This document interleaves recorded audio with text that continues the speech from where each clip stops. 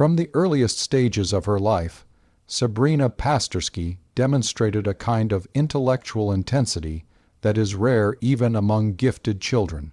Her extraordinary talent did not emerge suddenly as a single dramatic moment, but unfolded gradually through patterns of curiosity, focus, and an unusual relationship with complexity.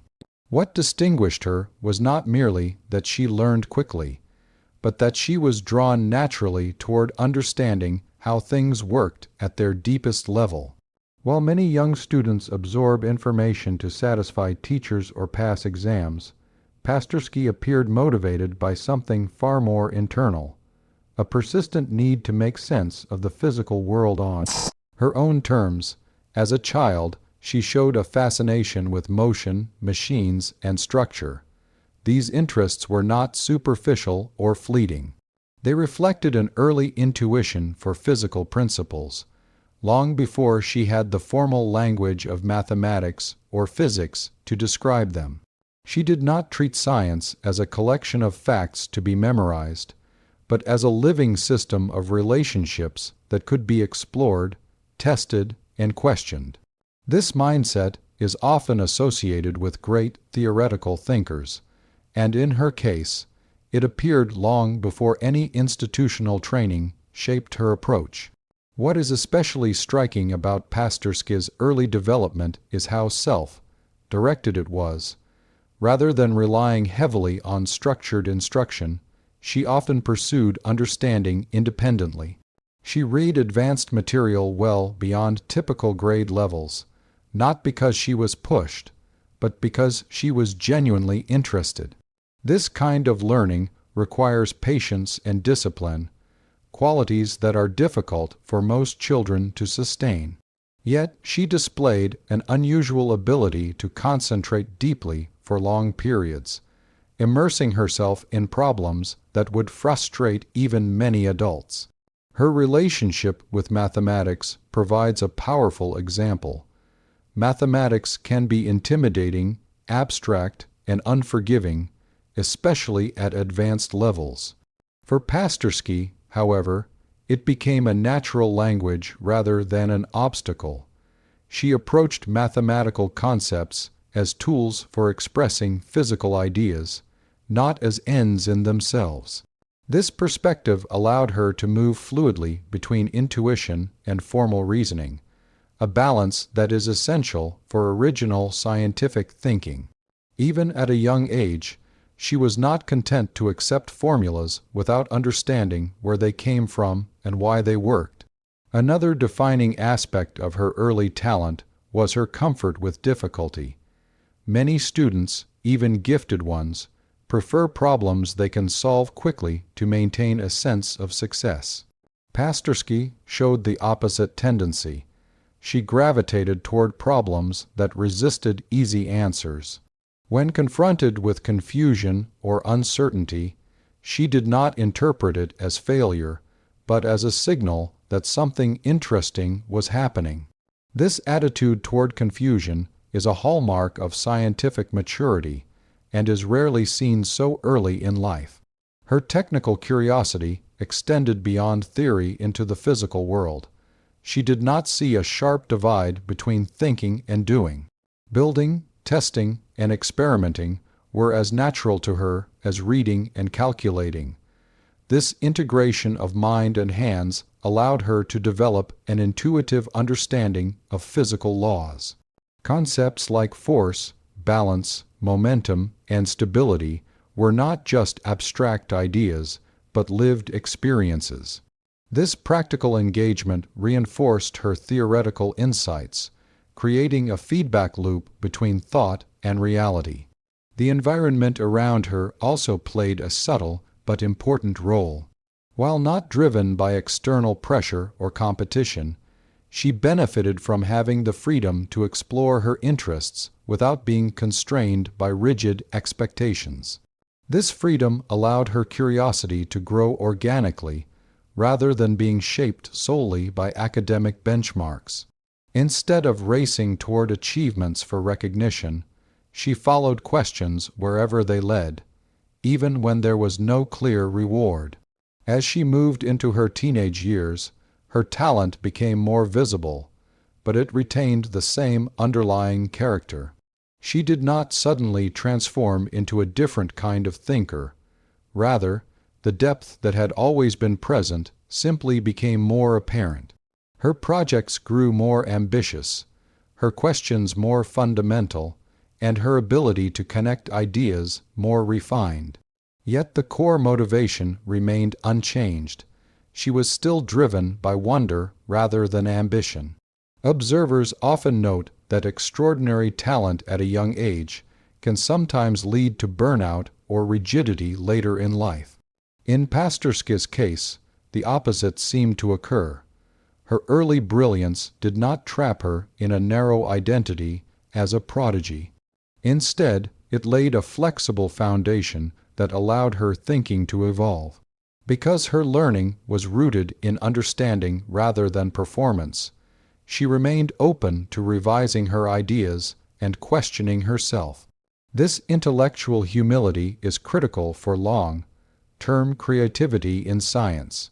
What makes her early talent particularly significant is how closely it aligns with the qualities required for breakthroughs in fundamental physics. Fields like spacetime, gravity, and quantum theory demand not just intelligence, but patience, independence, and a willingness to live with unresolved questions. Pasterski's early habits prepared her naturally for this kind of work. She was comfortable spending long periods thinking without immediate answers, trusting that clarity would eventually emerge. Her story also challenges common assumptions about genius. It suggests that extraordinary talent is not simply about being faster or better at standard tasks, but about having a different relationship with knowledge itself. Pasterski did not treat learning as accumulation. She treated it as exploration. This distinction explains why her abilities appeared so early and developed so steadily. She was not racing ahead, she was digging deeper. By the time she reached formal academic environments, her early development had already shaped her identity as a thinker. She entered these institutions not as someone waiting to be defined by them, but as someone bringing a fully formed curiosity and method of inquiry. This is rare and powerful. It means that her later achievements were not departures from her early talent, but natural continuations of it. The recognition she received for her early abilities was often framed in dramatic terms, but the reality was quieter and more profound. Her talent did not announce itself through spectacle. It revealed itself through consistency, depth, and an unwavering commitment to understanding the universe at its most basic level. This quiet intensity is what makes her early development so compelling and so relevant to discussions about the nature of genius. In many ways, Sabrina Pasterski's extraordinary talent at a young age was less about being exceptional and more about being authentic. She followed her curiosity honestly, without distortion from external expectations. This authenticity allowed her abilities to grow naturally and sustainably. It is a reminder that the seeds of great scientific insight are often planted early, not through pressure or acceleration, but through freedom, curiosity, and a deep respect for the unknown. This early chapter of her life sets the tone for everything that follows. It explains why later accomplishments feel less like surprises and more like inevitable expressions of a mind that was always tuned toward fundamental truth. Her story invites us to rethink how we identify and nurture talent, emphasizing depth over speed and understanding over recognition. In doing so, it offers a powerful example of how extraordinary minds are shaped long before the world learns their names. The moment when Sabrina Pasterski built and flew her own aircraft as a teenager is often repeated as a headline, but reducing it to a single astonishing fact misses its deeper meaning. This event was not an isolated act of brilliance or a dramatic attempt to gain attention. Instead, it was the natural expression of a way of thinking that had already been forming for years. The airplane was not simply a machine she assembled. It was a physical manifestation of her understanding, curiosity, and confidence in applying abstract ideas to the real world. To understand why this achievement matters, it is important to consider what it actually involves. Building an aircraft from scratch requires far more than mechanical skill. It demands an understanding of aerodynamics, structural integrity, materials science, propulsion, balance, and safety. Each component must work in harmony with the others. A minor miscalculation can lead to catastrophic failure. For an adult engineer, this task is complex. For a teenager, it borders on unimaginable. Yet Pasterski approached it not as an impossible challenge, but as a problem that could be understood step by step. Her decision to build a plane was driven by curiosity rather than ambition. She wanted to understand flight not just in theory, but in practice.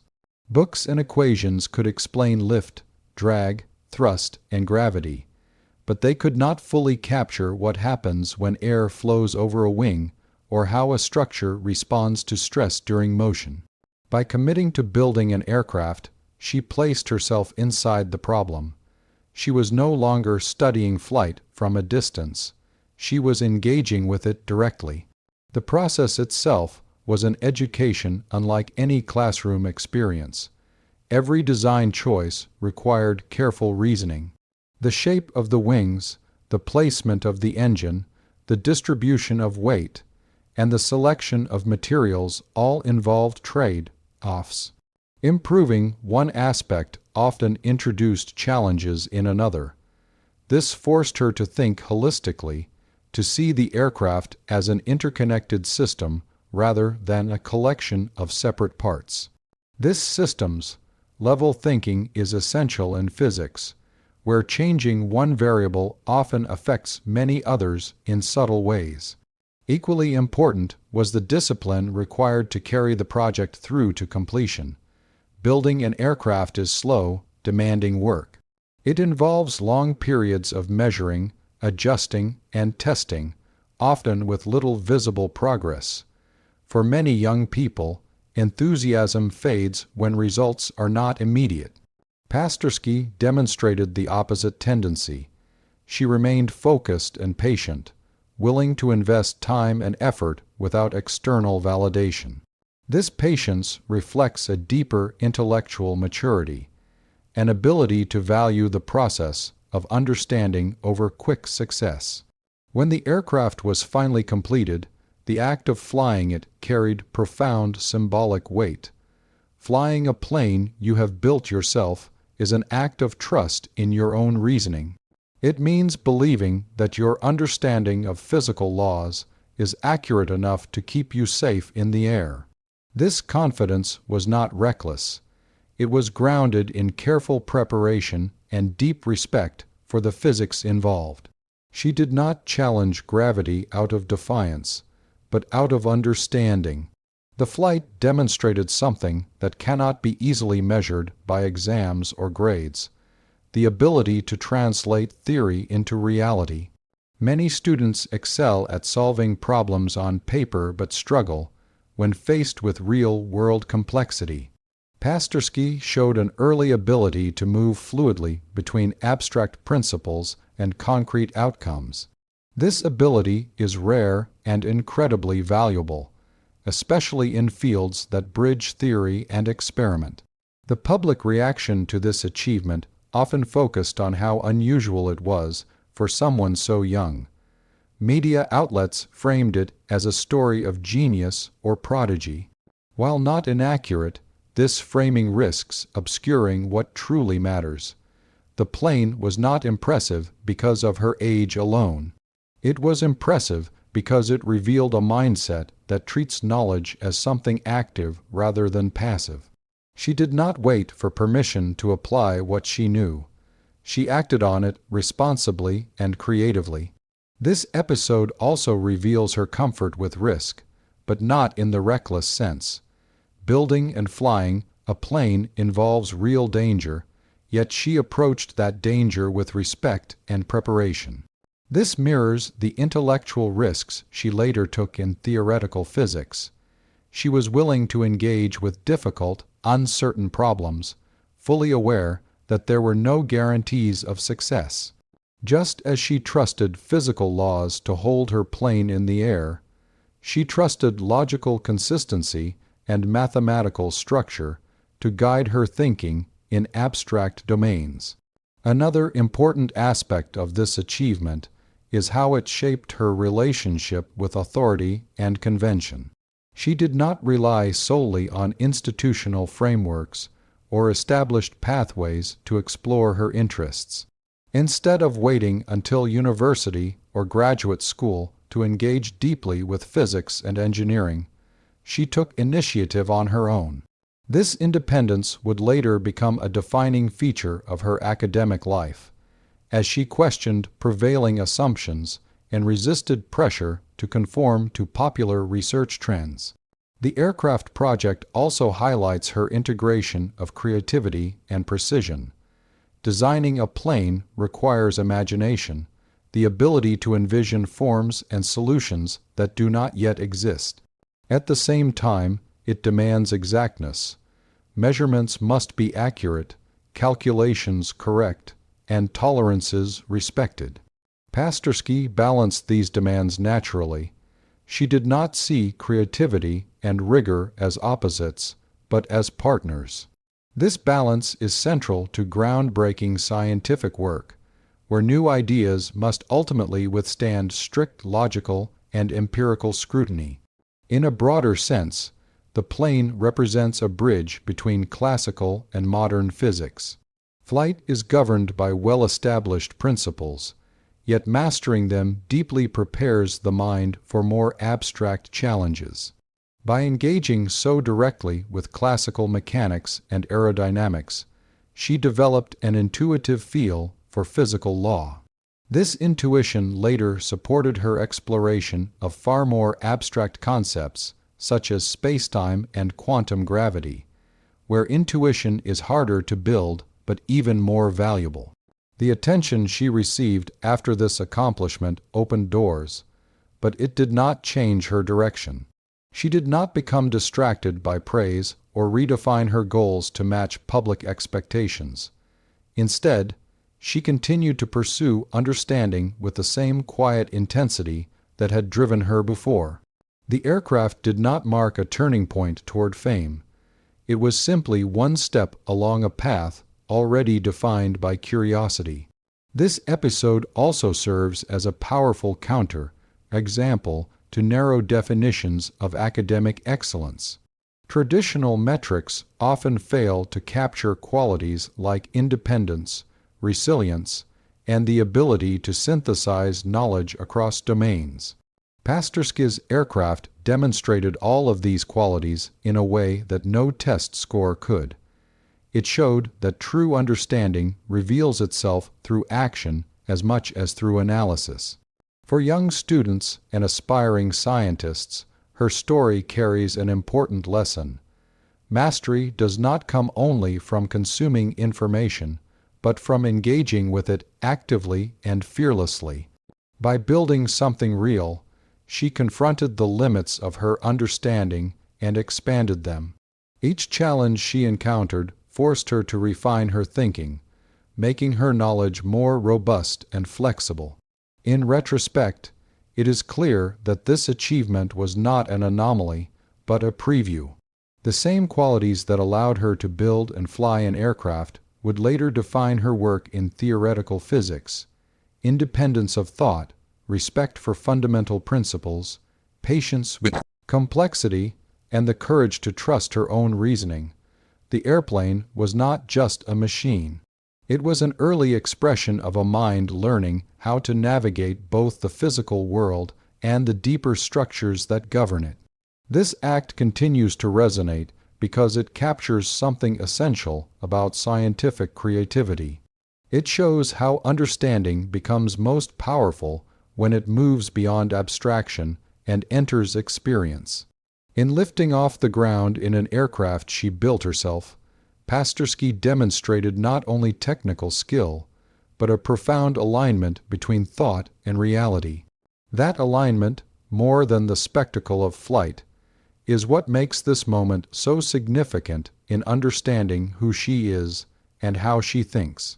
Sabrina Pasterski's journey into institutions like the Massachusetts Institute of Technology and Harvard University is often described as a natural progression for someone of her ability, yet this description hides the deeper significance of what those years represent.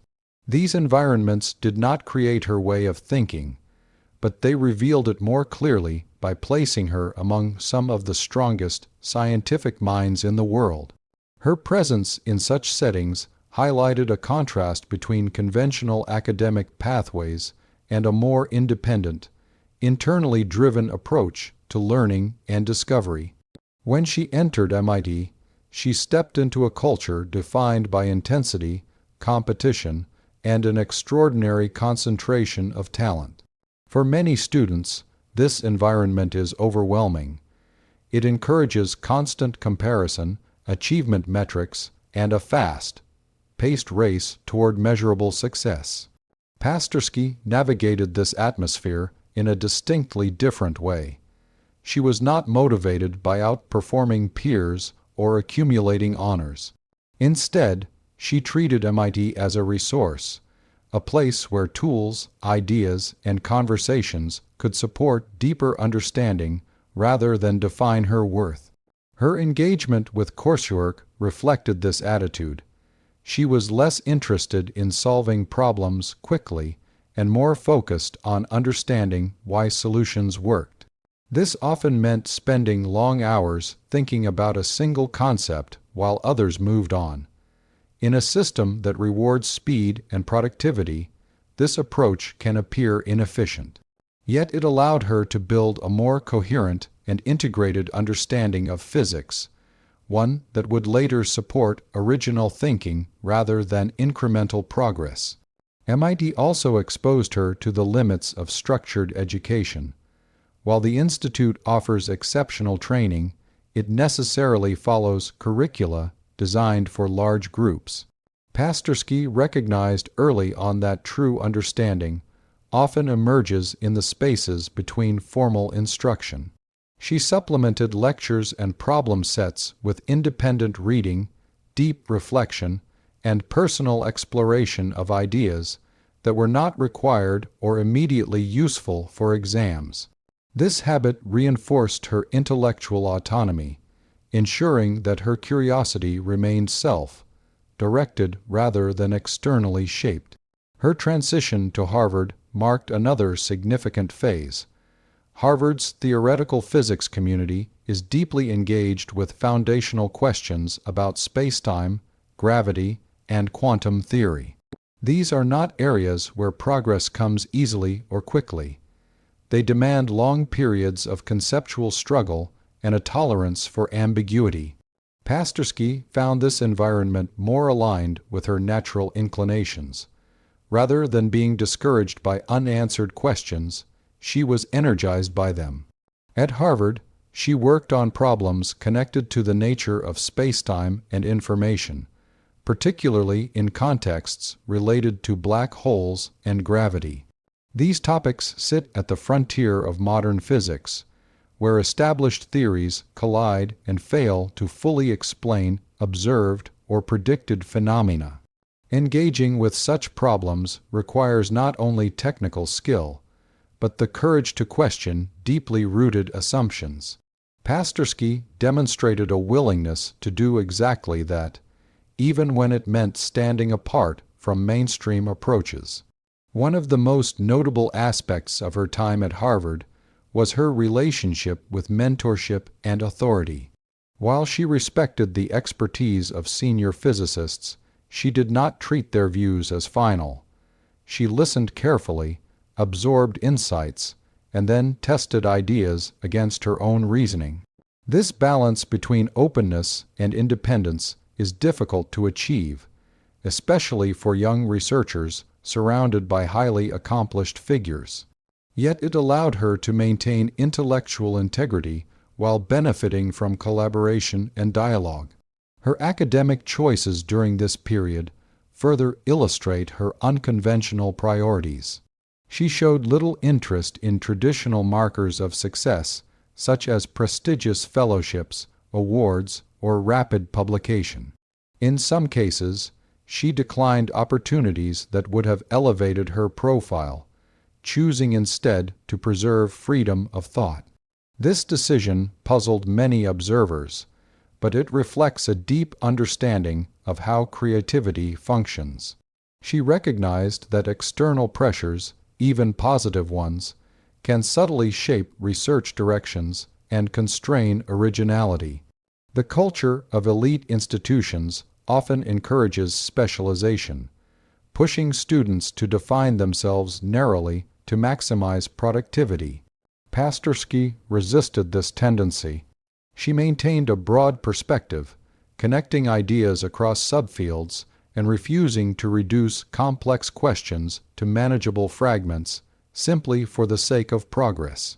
This holistic approach is particularly important in theoretical physics, where breakthroughs often come from seeing connections that others overlook. Her time at these institutions also revealed the tension between institutional structure and individual creativity. Universities provide resources, collaboration, and legitimacy, but they also impose expectations and timelines. Pasterski navigated this tension carefully. She took what she needed from the system while protecting the inner space required for deep thinking. This delicate balance is rare and requires a strong sense of purpose, especially in environments that subtly reward conformity. Another significant element of her academic journey was solitude. Despite being surrounded by brilliant minds, she often chose to work alone for extended periods. This was not a rejection of community, but an acknowledgement of how she thought best. Fundamental physics often demands uninterrupted contemplation, time to wrestle with ideas that resist clarity. Pasterski valued this solitude and defended it, even when it conflicted with norms of constant collaboration and communication. Her presence at MIT and Harvard also had symbolic importance. It challenged assumptions about how excellence should look.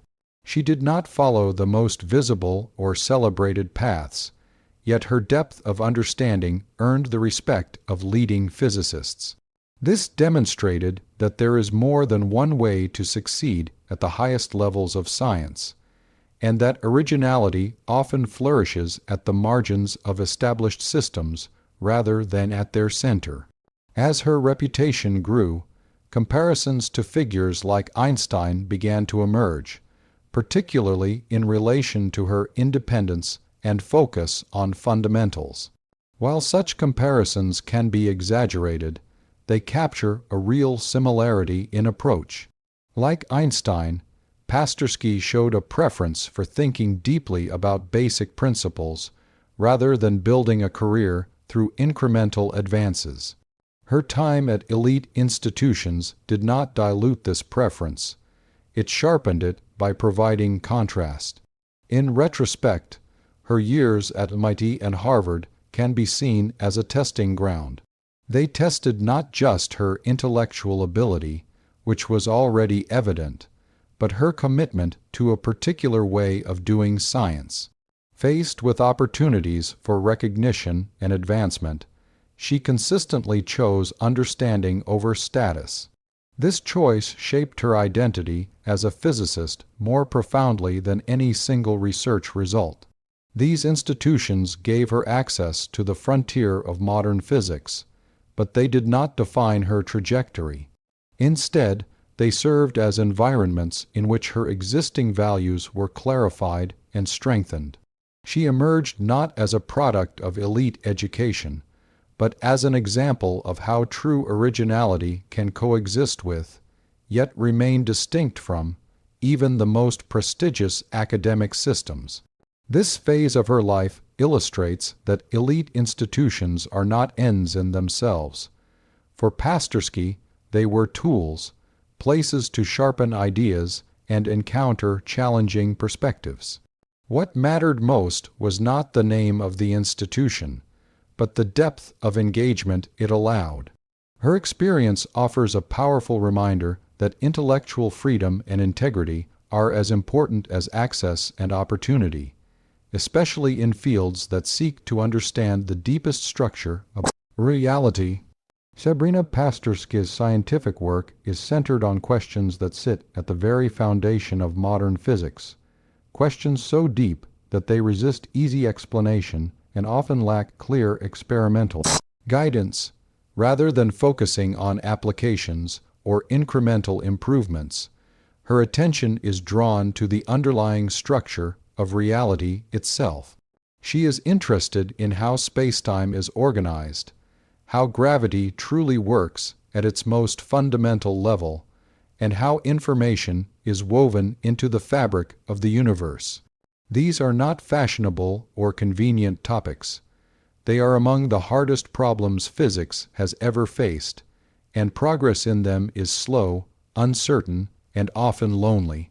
At the heart of her work lies a concern with spacetime, not merely as a passive stage on which events occur, but as a dynamic entity that may store, transmit, and transform information.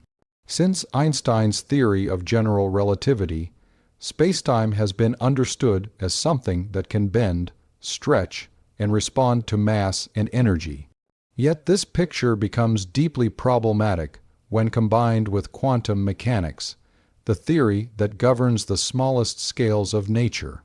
Pasterski's research operates precisely in this uneasy overlap, where the smooth geometry of relativity collides with the probabilistic, discrete nature of quantum theory. One of the central puzzles she engages with is the nature of gravity in a quantum universe. Gravity is the weakest of the fundamental forces, yet it governs the large-scale structure of the cosmos. Unlike electromagnetism or nuclear forces, gravity has resisted a complete quantum description. Many physicists have attempted to quantize gravity using established frameworks, but these efforts have produced incomplete or contradictory results. Pasterski approaches this problem by questioning assumptions that are often taken for granted, asking whether our basic understanding of spacetime itself needs revision. A recurring theme in her work is the role of information. In modern physics, information is no longer seen as an abstract bookkeeping tool. It has physical meaning. Concepts such as entropy, quantum entanglement, and information conservation have become central to understanding black holes and the evolution of the universe. Pasterski has explored how information may be encoded at the boundaries of spacetime, particularly in gravitational systems. This line of inquiry connects to profound questions about whether information is ever truly lost, even in extreme environments like black holes. Black holes serve as a key testing ground for these ideas. They represent points where gravity becomes so intense that classical descriptions break down. For decades, physicists have debated what happens to information that falls into a black hole. Does it disappear forever, violating fundamental principles of quantum mechanics, or is it somehow preserved? Pasterski's work engages with this problem by examining symmetries and conservation laws that may operate at the edges of spacetime, suggesting that information could be stored in subtle, previously overlooked ways.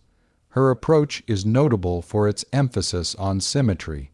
In physics, symmetries are powerful tools that reveal hidden structure and constrain what is possible. Pasterski has studied symmetries associated with spacetime itself, particularly those that appear at infinity or at boundaries rather than in local regions. These symmetries may play a crucial role in understanding how physical laws remain consistent across extreme conditions.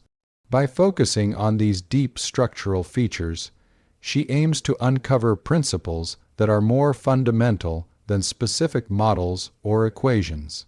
Another important aspect of her work is its conceptual clarity. She is known for stripping problems down to their essentials, removing unnecessary mathematical complexity to reveal the core physical ideas. This does not mean her work is simplistic. On the contrary, it is often highly abstract, but the abstraction serves a purpose. It allows her to see connections between seemingly unrelated phenomena and to frame problems in ways that make their underlying structure more visible. Her research style reflects a strong preference for understanding over productivity. In an academic culture that often rewards frequent publication, Pasterski has been willing to work slowly, refining ideas over long periods. This patience is particularly important in fundamental physics, where premature conclusions can mislead entire fields. By resisting pressure to produce rapid results, she preserves the freedom to explore unconventional ideas and follow them wherever they lead. The questions she pursues also challenge the boundaries between established disciplines. Her work sits at the intersection of general relativity, quantum field theory, and information theory. Navigating this terrain requires fluency in multiple mathematical languages and a willingness to move beyond traditional categories. Pasterski does not treat these boundaries as fixed. Instead, she sees them as artifacts of human organization rather than reflections of nature itself. What makes her focus especially compelling is that it addresses not only how the universe behaves, but what it fundamentally is. When she studies spacetime, she is not merely interested in its geometry, but in its meaning. Is spacetime a fundamental entity, or does it emerge from deeper, more primitive ingredients? Is gravity a force, or a manifestation of information dynamics?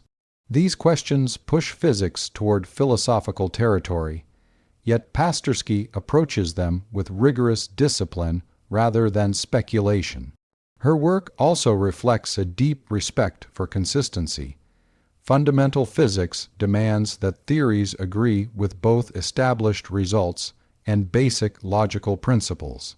Pasterski is attentive to these constraints, carefully examining whether new ideas truly fit within the broader framework of physical law.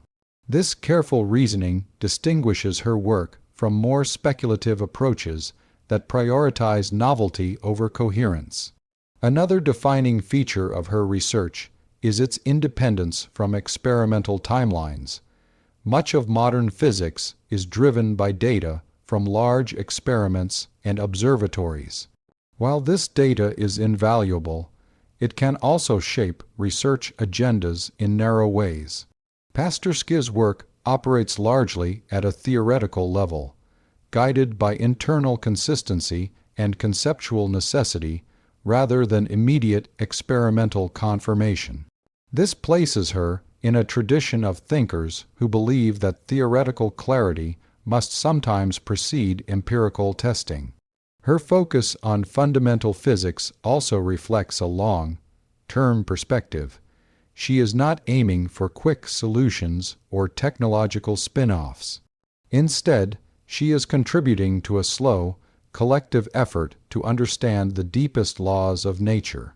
This effort may take decades to bear fruit, and its impact may only be recognized in hindsight. Pasterski appears comfortable with this uncertainty, valuing the pursuit of truth over immediate recognition. In engaging with these profound questions, she also confronts the limits of human understanding. Fundamental physics often reveals not just answers, but deeper mysteries. Pasterski's work does not shy away from these mysteries. Instead, it treats them as invitations to rethink assumptions and develop new conceptual tools. This openness to the unknown is essential in a field where progress often comes from admitting how little we truly understand. Her research trajectory suggests a commitment to exploring the roots of physical law rather than its branches.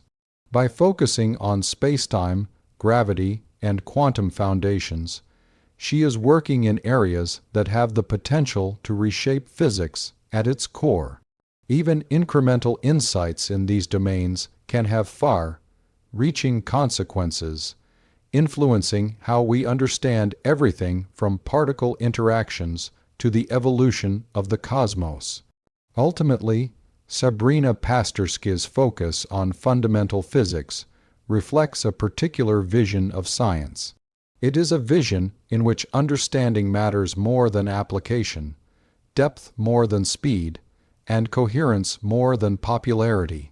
Her work embodies a belief that the universe is intelligible, but only if we are willing to question deeply, think patiently, and accept uncertainty as part of the journey. In this sense, her research is not just about solving equations or developing models. It is about engaging with reality at its most profound level, seeking patterns and principles that lie beneath the surface of the observable world. The recognition Sabrina Pasterski has received from leading scientists is not the kind that usually follows a carefully managed academic career. It did not emerge from a long list of awards, frequent media appearances, or a steady stream of high-profile publications. Instead, it grew quietly through conversations, letters, and assessments from physicists who themselves are deeply respected for their contributions to fundamental science. This form of recognition is subtle but powerful, because it comes from people who understand how rare true originality is and how difficult it is to sustain in modern academic environments. When senior physicists speak about Pasterski, they often emphasize not her technical skill alone, but the quality of her thinking. Many young researchers are highly competent, capable of mastering complex mathematics and applying established methods. What distinguishes Pasterski, in their view, is her tendency to approach problems from unexpected angles. Rather than extending existing frameworks in predictable ways, she asks whether the frameworks themselves are adequate. This willingness to question the foundations of a problem is what many experienced scientists recognize as the source of genuine breakthroughs. Such praise carries particular weight because it comes from individuals who have seen generations of talented students pass through elite institutions. These scientists are not easily impressed. They understand the difference between brilliance that performs well within a system and brilliance that challenges the system itself. In Pasterski, they see the latter. Her originality does not lie in producing clever variations on known ideas, but in identifying assumptions that others overlook and probing their consequences with patience and rigor. One reason her work resonates with senior physicists is that it reflects a deep respect for the history of physics. She does not treat past theories as outdated obstacles to be replaced, nor does she accept them uncritically. Instead, she engages with them as living structures, understanding why they succeeded, where they fail, and how their core insights might be preserved in more complete frameworks. This balanced attitude is rare in an era that often swings between reverence for tradition and a desire for radical novelty. Physicists who have interacted with her frequently note her ability to listen carefully before responding. In discussions, she does not rush to assert her views or dominate conversation. She absorbs perspectives, asks clarifying questions, and then offers insights that often reframe the entire discussion. This quality makes her presence intellectually valuable, even in rooms filled with accomplished researchers. Her contributions tend to elevate the level of discourse rather than simply add to it. Another aspect that draws admiration is her resistance to academic conformity. Modern research culture often encourages alignment with popular topics, funding priorities, and collaborative networks. While this can accelerate progress in certain areas, it can also discourage deep, independent thinking. Pasterski's choices signal a refusal to let external incentives dictate her intellectual direction. Senior scientists, many of whom entered physics in a different era, recognize this stance as increasingly rare and deeply important. The comparisons to Einstein that occasionally appear in discussions about her work are not made lightly by those who know the history of science. These comparisons are not claims about equivalent achievement, but about similarity in approach. Like Einstein, Pasterski is seen as someone who values conceptual clarity over formal complexity, who is willing to think alone, and who prioritizes understanding fundamental principles over immediate validation. Physicists who make these comparisons do so cautiously, aware of how easily such language can be misused, yet they persist because the resemblance feels genuine.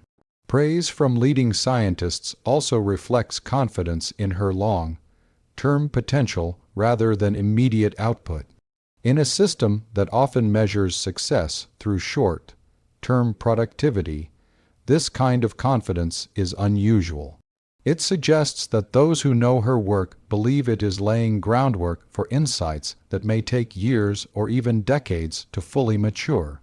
Such patience is itself a mark of respect, acknowledging that the most important contributions to physics often cannot be rushed.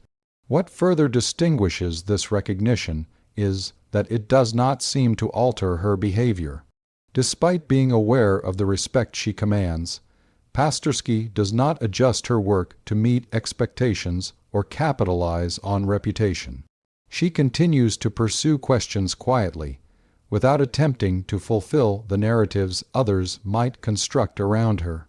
This consistency reinforces the credibility of the praise she receives. It suggests that her originality is not performative, but intrinsic. Senior physicists also appreciate her intellectual honesty. She does not present speculative ideas as established results, nor does she exaggerate the significance of partial insights. In discussions of unresolved problems, she is open about uncertainty and ambiguity.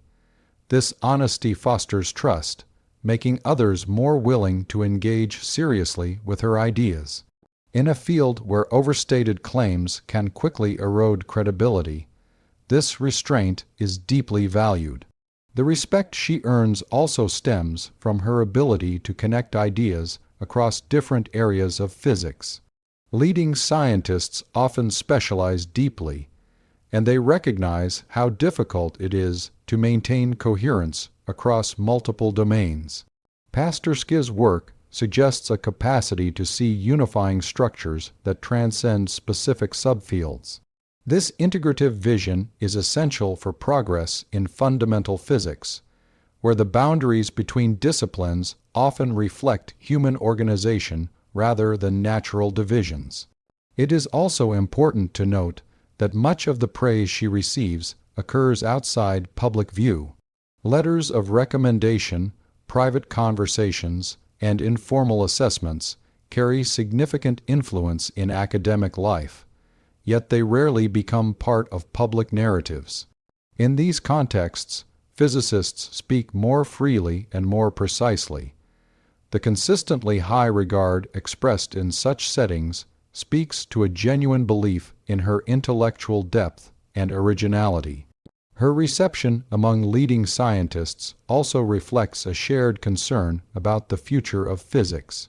Many senior figures worry that increasing specialization, administrative pressure, and competition for funding are narrowing the space for foundational thinking.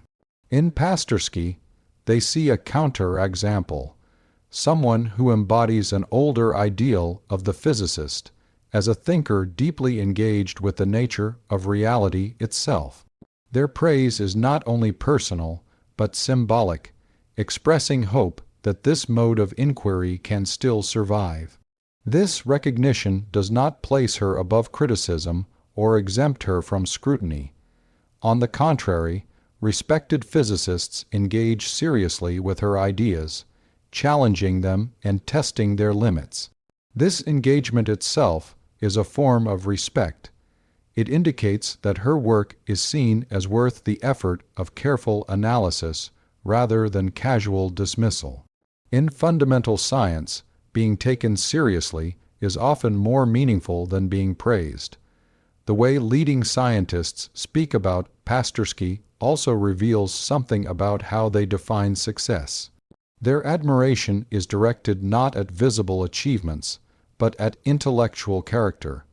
They value her independence, patience, and commitment to understanding. This suggests a broader lesson about what excellence in science truly means, one that contrasts sharply with more superficial measures of accomplishment. Over time, this quiet recognition may prove more influential than any single publication or award. It creates a network of trust and respect that supports long-term inquiry. It allows ideas to circulate, be refined, and find receptive audiences when they are ready. For Pasterski, this form of recognition aligns naturally with her priorities, offering validation without distortion. In the larger story of her life and work, the praise of leading scientists functions less as a milestone and more as a reflection. It reflects back to her the qualities she already embodies: originality, integrity, and a deep engagement with fundamental questions. It also reflects the hopes of a scientific community that understands how rare such qualities are and how essential they are for the future of physics. Ultimately, the significance of this recognition lies not in how it elevates her status, but in how it confirms the value of a particular way of thinking. It affirms that even in a fast, moving, competitive academic world, there is still room for minds that move slowly, question deeply, and prioritize understanding over acclaim. In recognizing Sabrina Pasterski, leading scientists are also recognizing the enduring importance of originality itself. The comparison of Sabrina Pasterski to Albert Einstein does not arise from superficial similarities or media fascination with genius narratives. It emerges from something deeper and more difficult to define: a shared independence of mind and an unconventional relationship with scientific authority. In both cases, the resemblance lies not in specific discoveries or historical impact, but in the way each thinker approaches reality itself. The comparison is less about achievement and more about attitude, about how knowledge is questioned, reconstructed, and pursued in isolation from prevailing expectations. Einstein's greatest breakthroughs did not come from elite laboratories or large research teams, but from solitary reflection. He worked outside the mainstream academic system for years, relying on thought experiments rather than institutional validation. His independence allowed him to question assumptions that others accepted without hesitation, such as the nature of time, space, and simultaneity. Sabrina Pasterski's approach to physics echoes this tradition. She has consistently shown a preference for thinking deeply and independently, rather than aligning herself with dominant research trends or institutional incentives. What defines her unconventionality is not rebellion for its own sake, but a quiet refusal to allow consensus to replace understanding. In modern physics, many problems are approached incrementally, with researchers building small extensions on established frameworks. This process is productive, but it can also create blind spots. Pasterski tends to focus on those blind spots, asking why certain assumptions are made and whether they are truly necessary. This habit places her at the edges of accepted thought, where progress is slow and uncertainty is high. Like Einstein, she places great importance on conceptual clarity. Einstein famously valued physical intuition over formalism, often criticizing theories that were mathematically elegant but conceptually opaque. Pasterski similarly seeks clarity beneath complexity. She does not reject mathematics, but she treats it as a language that must serve understanding rather than obscure it.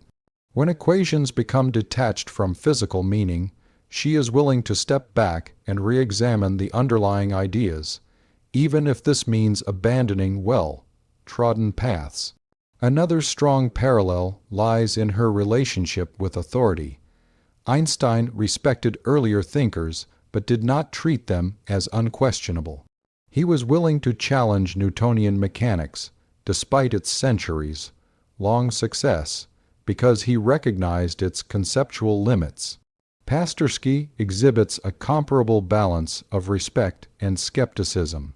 She engages deeply with established theories, understanding them from the inside, but she does not hesitate to question their foundations when inconsistencies arise. This willingness to challenge deeply rooted ideas is rare, especially in young scientists, and it is one of the reasons senior physicists find her work so compelling. Her unconventional approach is also reflected in how she navigates academic structures. Einstein struggled within traditional academic systems early in his career, finding them restrictive and misaligned with his way of thinking. Pasterski, though operating in a very different historical context, has shown a similar resistance to institutional pressure. She has declined prestigious opportunities that would have increased her visibility but constrained her freedom.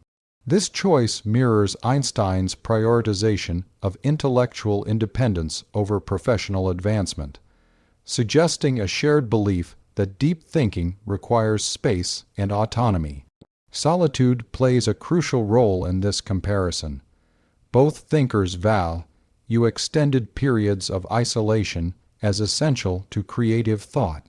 Einstein often spoke about the importance of working alone, free from distraction.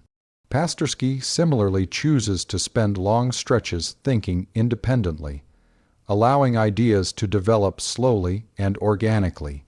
In a modern academic culture that emphasizes constant collaboration and communication, this preference can appear unconventional, even risky. Yet it is precisely this solitude that allows for the kind of deep restructuring of ideas that leads to fundamental insight. The comparison also extends to their patience with unresolved questions. Einstein spent decades grappling with unified field theories, often without success. He was willing to devote his life to problems that offered no guarantee of resolution. Pasterski exhibits a similar patience. She is drawn to foundational questions that may not yield answers quickly or at all. This long-term perspective distinguishes her from researchers who focus on problems with clearer paths to publication or recognition. Another point of similarity lies in their indifference to fame. Einstein became a public figure almost against his will, often expressing discomfort with celebrity. Pasterski, despite media attention and praise, avoids the spotlight. She does not cultivate a public persona or seek to fulfill the narrative others project onto her. This detachment reinforces the sense that her motivation comes from curiosity rather than validation, a trait strongly associated with Einstein's character. It is important to note that such comparisons are not claims of equal impact. Einstein revolutionized physics in ways that transformed human understanding of the universe. Pasterski's career is still unfolding, and it would be unreasonable to predict outcomes on that scale. However, the value of the comparison lies in recognizing patterns of thought rather than outcomes. It highlights the importance of independence, originality, and courage in scientific inquiry, qualities that transcend specific achievements. Critics of such comparisons often argue that they romanticize isolation and undervalue collaboration. While collaboration is undeniably important, the history of physics shows that certain conceptual revolutions require solitary rethinking.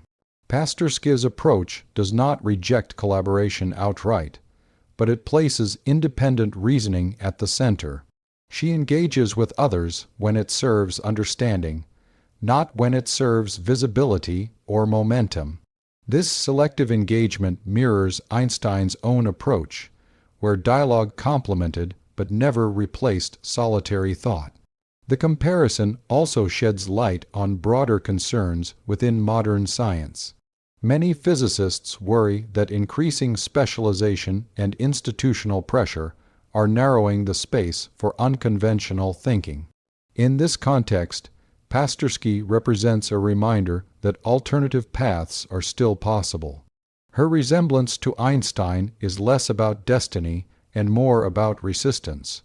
Resistance to systems that prioritize speed over depth and conformity over originality. Her unconventionality also manifests in how she defines progress.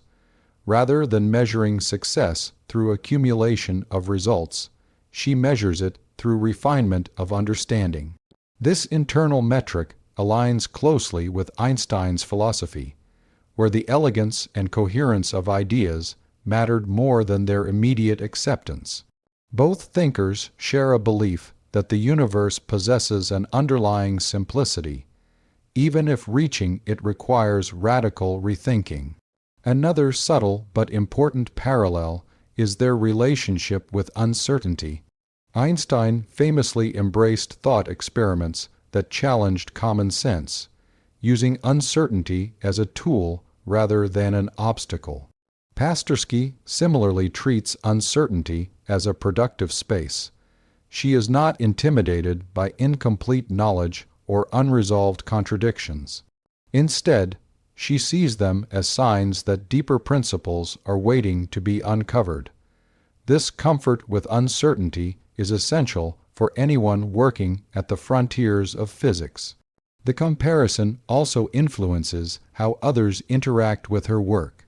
When senior physicists sense an Einstein, like independence, they tend to engage more carefully, recognizing that unconventional ideas may require time to be understood.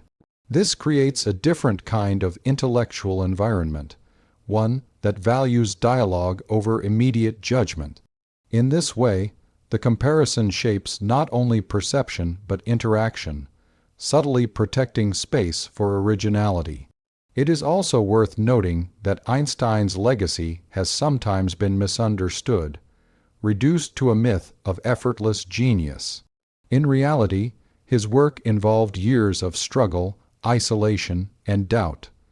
Pasterski's path similarly involves quiet persistence rather than dramatic breakthroughs.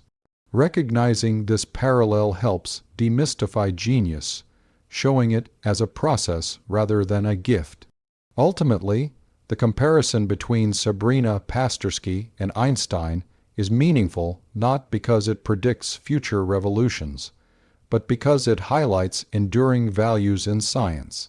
It reminds us that progress often depends on individuals willing to think differently, to question what others accept, and to work patiently without guarantees. Pasterski embodies these values in a contemporary context, adapting them to a world very different from Einstein's but no less challenging. Her unconventional approach serves as a counterbalance to trends that prioritize productivity and visibility. It suggests that even today, there is room for minds that move against the current, guided by internal coherence rather than external reward.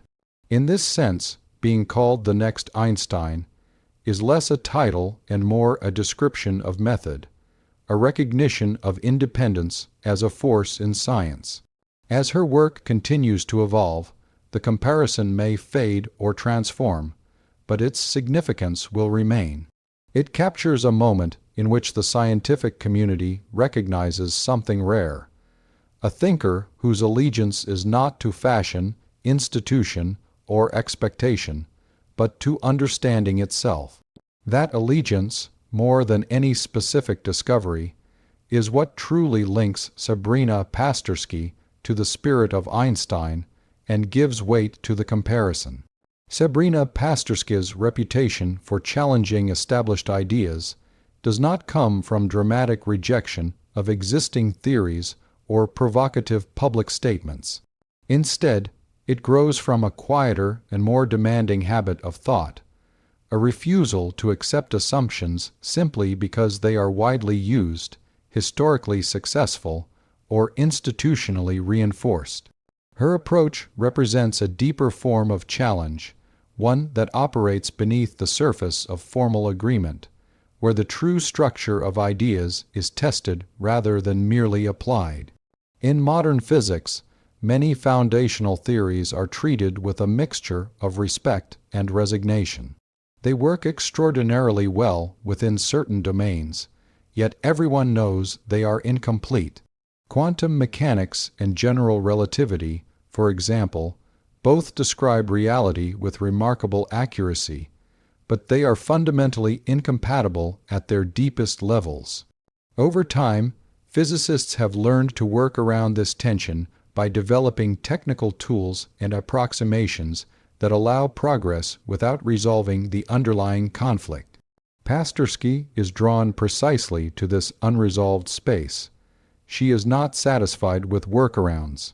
She wants to understand why the conflict exists and what it reveals about the limits of current thinking. Challenging established ideas in this way requires a particular kind of courage. It is far easier to accept the framework of a field and contribute incremental results than to question the framework itself. Incremental work is safer, more predictable, and more easily rewarded. Pasterski's choice to focus on foundational inconsistencies places her outside the most comfortable paths of academic success. Yet she persists, not because she seeks opposition, but because unresolved contradictions signal to her that understanding is incomplete. One of the ways she challenges established ideas is by revisiting concepts that many physicists treat as settled. Ideas like spacetime, symmetry, conservation, and information are often used as tools rather than objects of inquiry. Pasterski turns these tools into questions. What is spacetime really made of? Why do certain symmetries exist? And what happens when they are pushed to their limits? How is information physically stored? And what does it mean for it to be conserved in extreme conditions? By asking such questions, she reopens debates that others consider closed, not to discard past work, but to deepen it. Her challenge to convention is also methodological. In many areas of theoretical physics, complexity has become normalized. Long calculations, dense formalism, and specialized language can sometimes obscure rather than illuminate physical meaning. Pasterski resists this tendency. She seeks conceptual simplicity, even when the mathematics is unavoidable. This insistence can feel disruptive in environments where technical mastery is equated with depth. Yet her approach reminds others that mathematics is a means, not an end, and that clarity is a legitimate and necessary goal. Another way she challenges established ideas is through her treatment of uncertainty. In mainstream research culture, uncertainty is often something to be minimized or hidden. Results are presented with confidence, even when their foundations are tentative. Pasterski is unusually comfortable acknowledging what is not known. She treats uncertainty as an integral part of inquiry rather than a weakness. This stance challenges the performative certainty that sometimes dominates academic discourse and encourages a more honest engagement with unresolved problems. Her independence also leads her to question the social structures of science. While she does not reject collaboration or peer review, she does not allow consensus to replace reasoning.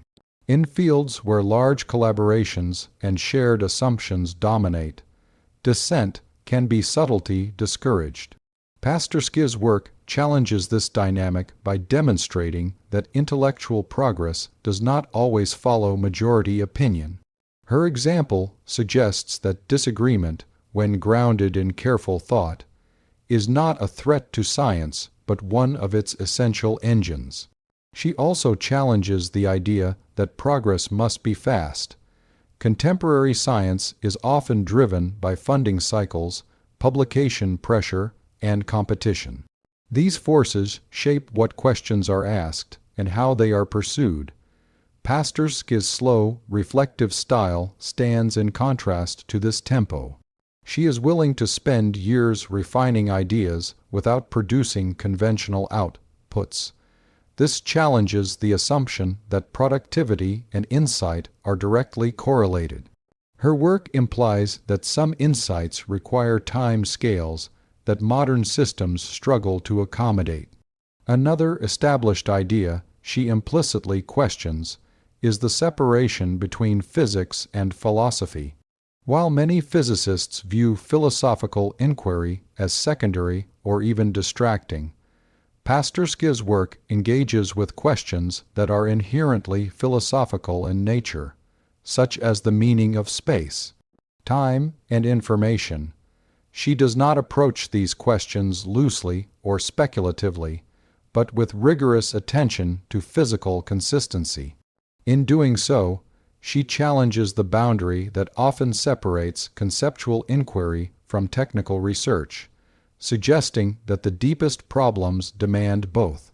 Her challenge to established ideas is also visible in how she engages with historical theories. Rather than treating past frameworks as either sacred or obsolete, she treats them as evolving structures. She looks for what remains unresolved within them and asks whether their successes might point toward deeper principles.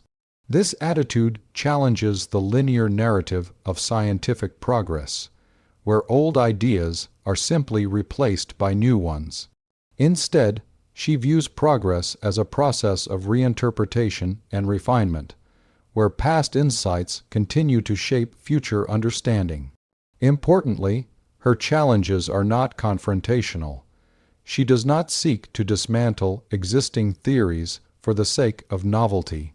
Her questioning is careful and respectful, grounded in deep familiarity with the material she critiques. This makes her challenges more difficult to dismiss. They do not come from ignorance or rebellion, but from sustained engagement. Senior physicists recognize this difference, which is why her questions are often taken seriously, even when they unsettle comfortable assumptions. The way she challenges ideas also reflects a broader ethical stance toward knowledge. She appears motivated by a sense of responsibility to truth, rather than allegiance to any particular framework or community. This responsibility demands honesty about limitations, patience with complexity, and willingness to revise one's own views. By embodying these values, she challenges a culture that sometimes prioritizes certainty, speed, and authority over understanding. Her approach also influences how others think, even when they do not adopt her conclusions. By questioning assumptions, she encourages colleagues to re-examine their own foundations.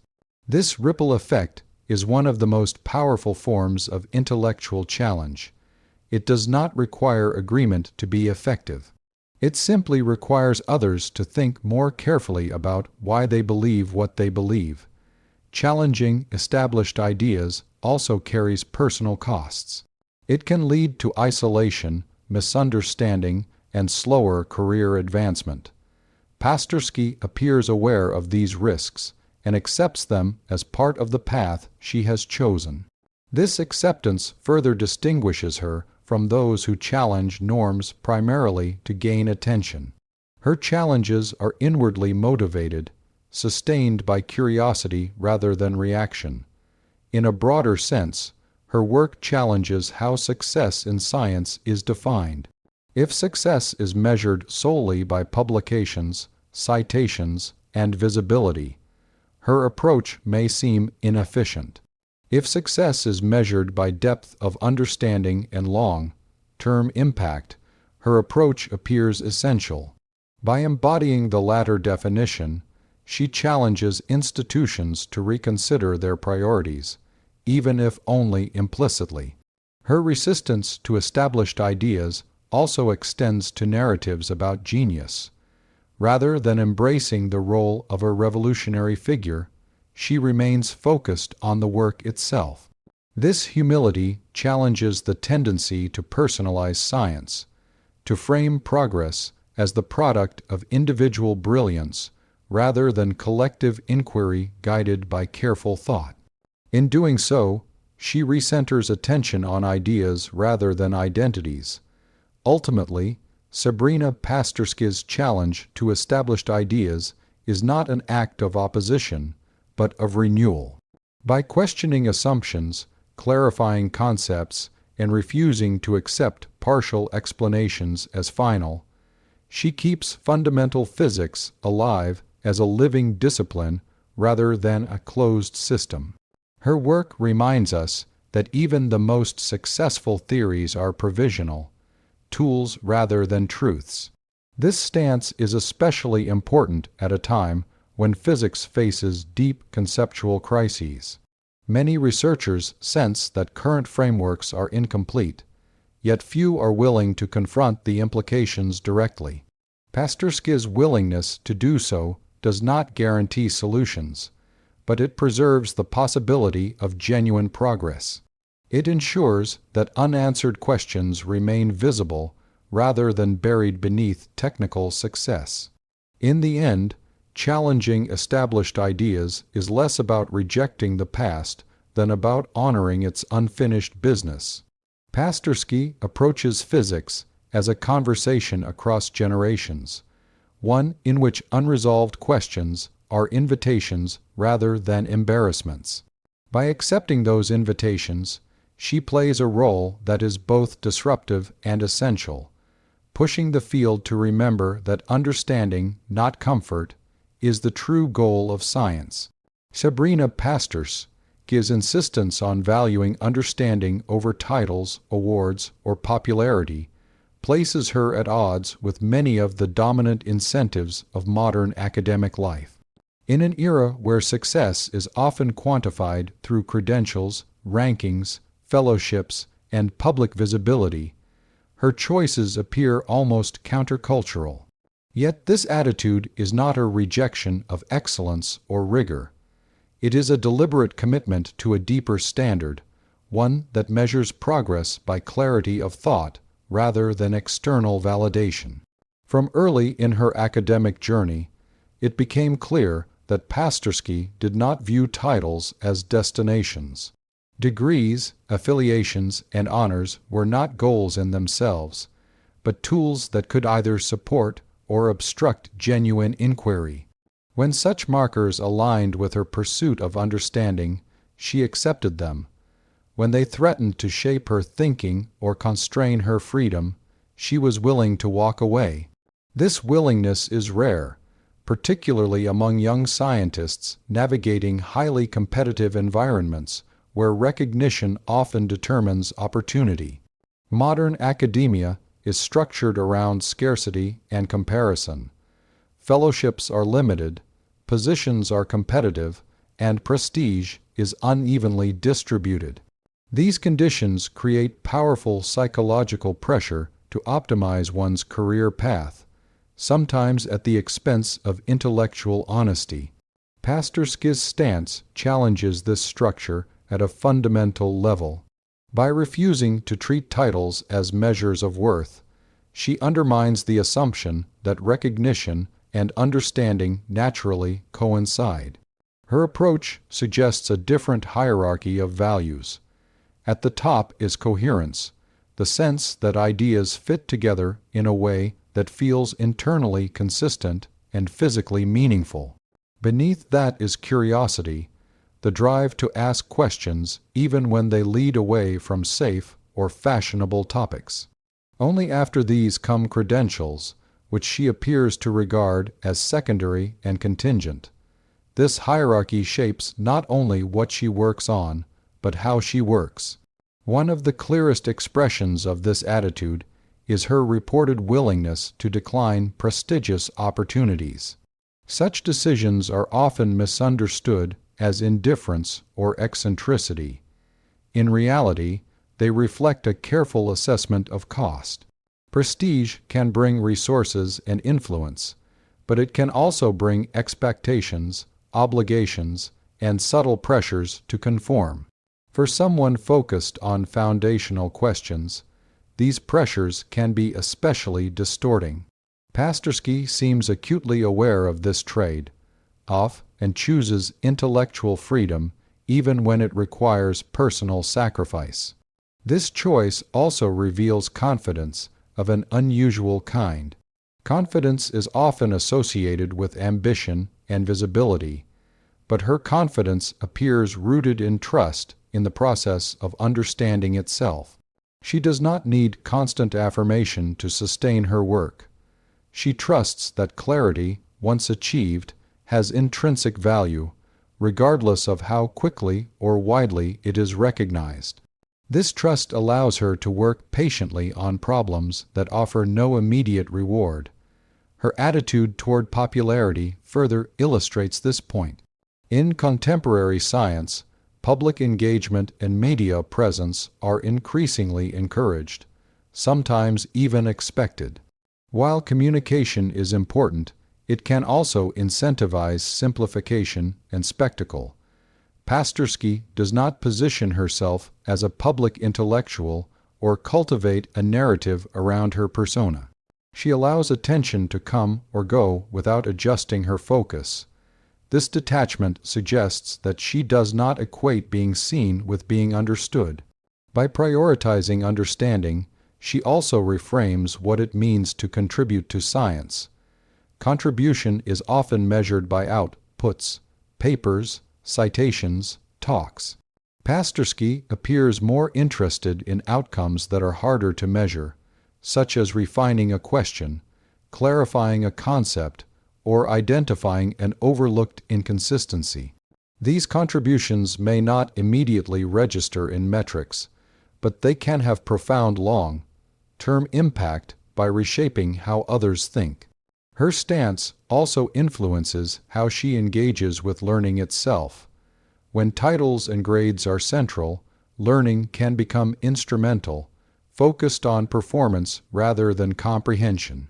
Pasterski's learning appears intrinsically motivated. She studies not to demonstrate competence, but to resolve confusion. This orientation encourages depth rather than breadth, understanding rather than coverage. It allows her to linger on difficult ideas until they make sense, rather than moving on to satisfy external timelines. This approach can be uncomfortable in structured environments. Courses, programs, and evaluations operate on schedules that may not align with deep understanding. Pasterski's willingness to resist these pressures suggests a strong internal compass. She does not reject structure outright, but she refuses to let it dictate the pace or direction of her thinking. This autonomy is essential for engaging with foundational problems that do not yield to standardized methods. Valuing understanding over titles also shapes her ethical relationship with knowledge. Titles can create authority, and authority can discourage questioning. By refusing to anchor her identity in status, Pasterski remains open to being wrong. She does not need to defend a reputation built on credentials. This openness makes it easier to revise ideas, admit uncertainty, and explore alternatives. In fundamental physics, where errors and dead ends are inevitable, this flexibility is crucial. Her attitude also challenges others, sometimes implicitly. In environments where prestige is highly valued, someone who appears indifferent to it can disrupt social dynamics. Such indifference raises uncomfortable questions about motivation and purpose. If one does not seek titles, what does one seek? Pasterski's example suggests an answer that is both simple and demanding. She seeks understanding. This answer forces others to reflect on their own priorities, even if they do not share them. There is also a historical dimension to this stance. Many of the figures now celebrated as great scientists worked in contexts where titles mattered less or came later. Their primary allegiance was to ideas rather than institutions. Pasterski's approach echoes this tradition, not as nostalgia, but as adaptation.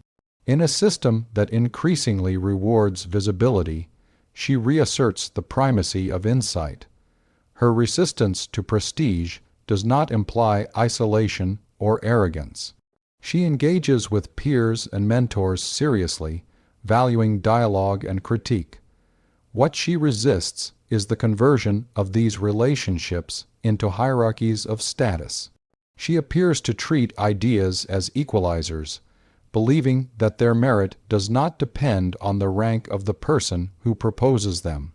This belief aligns with the deepest ideals of science, even if practice often falls short.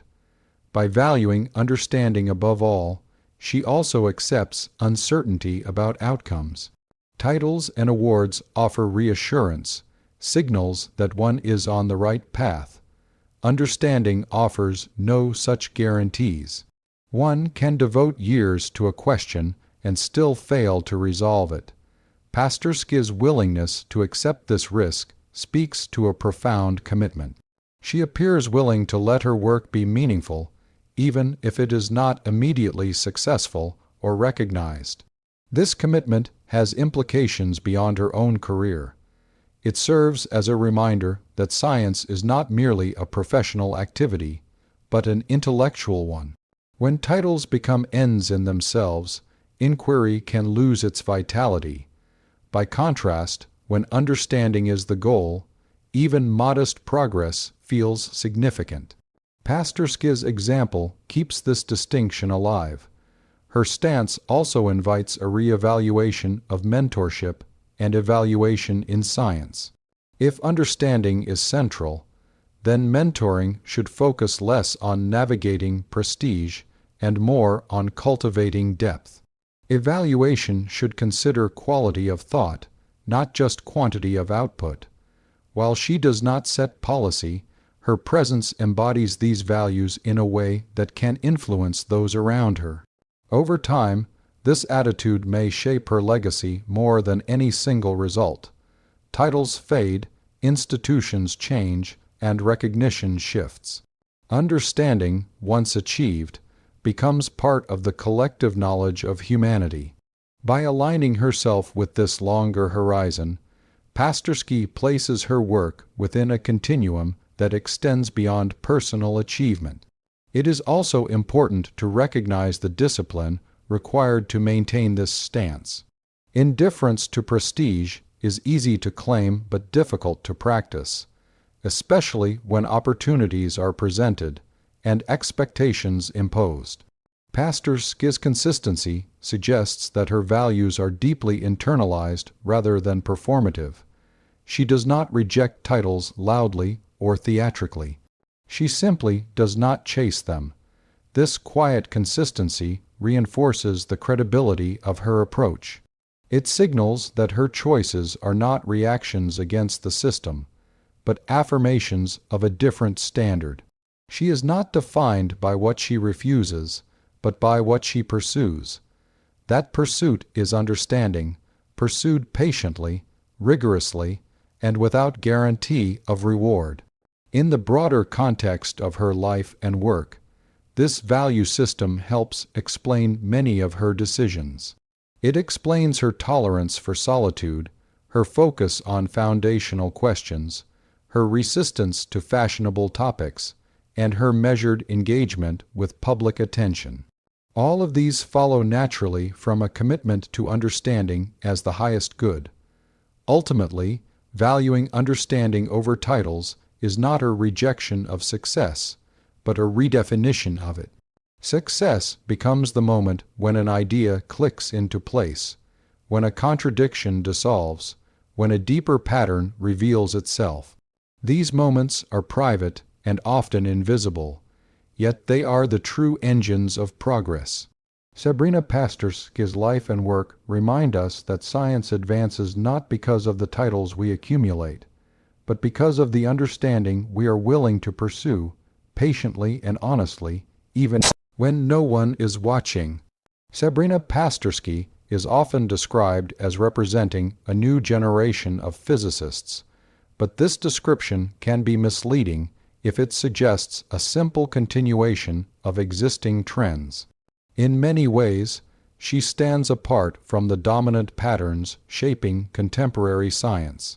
Rather than embodying speed, scale, and specialization, she reflects a return to depth, patience, and conceptual seriousness. Her presence highlights a quiet shift in how some physicists are beginning to rethink what progress means and how it should be pursued in a rapidly changing scientific landscape. The generation she is associated with has grown up in a world saturated with information. Access to knowledge is unprecedented, yet understanding has not necessarily become easier. The sheer volume of research, publications, and data can obscure fundamental questions rather than illuminate them. Pasterski's approach responds to this condition by slowing down. Instead of racing to keep up with the flow, she steps back to ask which questions truly matter and which assumptions are worth re-examining. This stance challenges the idea that more information automatically leads to deeper insight. One of the defining features of this new generation is its awareness of the limitations of existing frameworks. Young physicists today inherit theories that are extraordinarily successful, yet visibly incomplete. Quantum mechanics and general relativity both work remarkably well, but their incompatibility remains unresolved. Pasterski's work reflects a generational willingness to confront this tension directly rather than working around it indefinitely. She does not assume that the current toolkit is sufficient. Instead, she treats incompleteness as an invitation to rethink fundamentals. Her example also illustrates a shift in how authority is perceived. In earlier eras, authority in science often flowed from seniority and institutional affiliation. While expertise remains important, Pasterski's generation is more likely to value coherence and reasoning over reputation alone. Her willingness to question established ideas, even those endorsed by influential figures, reflects a broader cultural change toward intellectual autonomy. This does not mean rejecting expertise, but it does mean refusing to let authority substitute for understanding. Technology plays an ambiguous role in this generational shift. On one hand, computational tools, simulations, and collaborative platforms have transformed how physics is done. On the other hand, they can create a sense of progress that is more technical than conceptual. Pasterski's work resists the temptation to equate sophistication of tools with depth of insight. She engages with mathematics and theory not to showcase complexity, but to clarify meaning. In doing so, she models a way of using technology without becoming dominated by it. Another aspect of her generational significance lies in her attitude toward career structure.